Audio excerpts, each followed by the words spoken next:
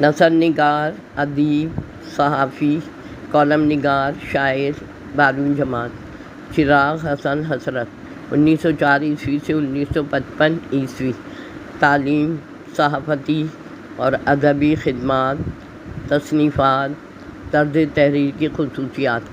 چراغ حسن حسرت اردو ادب کے ایک ممتاز ادیب، صحافی، شاعر اور کالم نگار تھے۔ وہ پاکستان کے ابتدائی دور کے اہم اہل قلم میں شمار ہوتے ہیں، جنہوں نے اردو صحافت، طنز و مزاح اور نثر نگاری میں گراں قدر خدمات انجام دیں۔ ان کی پیدائش 1904 کمپوننٹ کشمیر میں ہوئی اور وفات 1955 میں لاہور میں ہوئی۔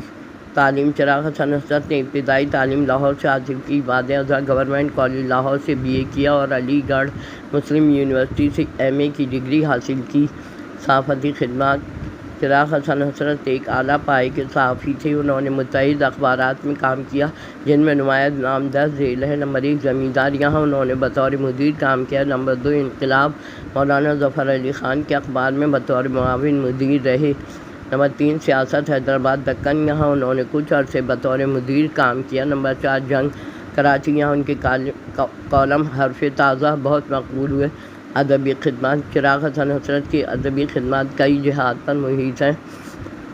نمبر 1 نثر نگاری، انہوں نے کالم نویسی، سفر نامہ، خاکہ نگاری اور افسانہ نگاری میں کام کیا۔ ان کا انداز نثر شگفتہ، سادہ و بلیغ تھا۔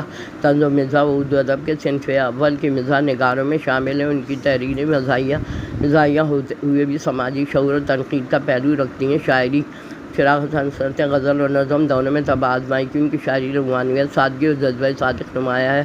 اہم تصانیف: خاکہ گوہر نایاب، چمنستان سخن، کالمز اور مضامین، حرف تازہ، اخبار جنگ میں شائع ہونے والا مشہور کالم۔ شاعری، ان کی شاعری مختلف رسائل میں چھپتی رہی، مگر مجموعہ کلام مکمل شکل میں شائع نہیں ہو سکا۔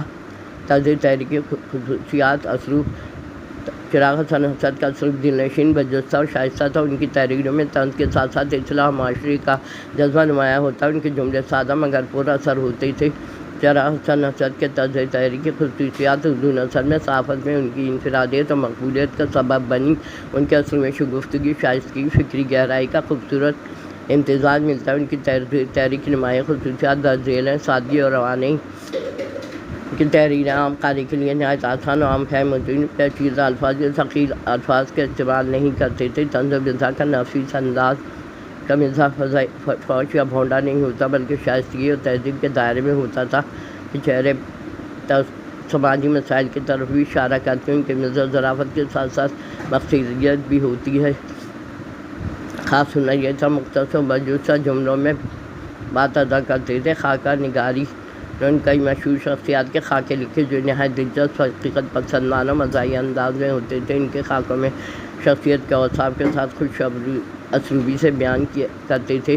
اخلاقی اصلاحی پہلو، معاشرے کی جھلک دیکھی جا سکتی۔ مزاح اور نثر کے ذریعے سماج کی برائیوں، منافقت اور معاشرتی بے راہ روی پر تنقید کرتے تھے۔ لطافت اور شائستگی، ان کے طرز تحریر میں کہیں بھی سختی یا بد تہذیبی نظر نہیں آتی۔ ان کی زبان نرم، خوشگوار اور باوقار ہوتی تھی، یہی بات ان کے اسلوب کو ممتاز کرتی ہے۔ ادبی چاشنی، اگرچہ وہ طنز و مزاح لکھتے تھے، لیکن ان کی تحریر میں ایک ادبی وقار اور چاشنی ملتی تھی۔ وہ ادب سے واقف تھے اور الفاظ کا چناؤ بڑی مہارت سے کرتے تھے۔ ان کی تصانیف اردو ادب کے خاکہ نگاری، کالم نگاری، طنز و مزاح، سفر نامہ اور شاعری شامل ہیں۔ ان کی تحریریں مختلف اخبارات اور رسائل میں شائع ہوتی رہیں، جنہیں بعد ازاں کتابی صورت میں ترتیب دیا گیا۔